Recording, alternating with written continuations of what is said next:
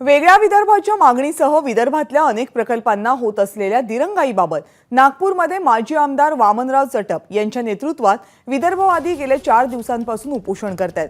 उपोषणकर्त्यांची तब्येत खालावल्यामुळे त्यांना रुग्णालयामध्ये दाखल करण्यात आले। वृद्ध विदर्भवादी कार्यकर्ते गेले 4 दिवस आंदोलन करत असताना सरकारने अजूनही आमच्या आंदोलनाची दखल घेतलेली नाही असा विदर्भवाद्यांचा आरोप आहे। 31 डिसेंबरपर्यंत उपोषणाच्या माध्यमातून शांततेने आंदोलन करू, पण त्यानंतर कार्यकर्त्यांशी सल्लामसलत करून गनिमी कावा केला जाईल असा इशारा या आंदोलनकर्त्यांनी दिलाय। 118 वर्षापासूनची लढाई आहे। 1905 पासून ही पहिली मागणी सुरू झाली। 118 वर्ष पूर्ण होत आहे आणि म्हणून आम्ही 31 डिसेंबर 2023 पर्यंत करू किंवा मरू असा निर्धार केला आहे। आणि केंद्र सरकारला वारंवार रिक्वेस्ट केली आहे की आर्टिकल 3 प्रमाणे घटनेच्या आपण तातडीने विदर्भाचं स्वतंत्र राज्य निर्माण करावं, आपला अधिकार आहे, संसदेने ते पास करावं।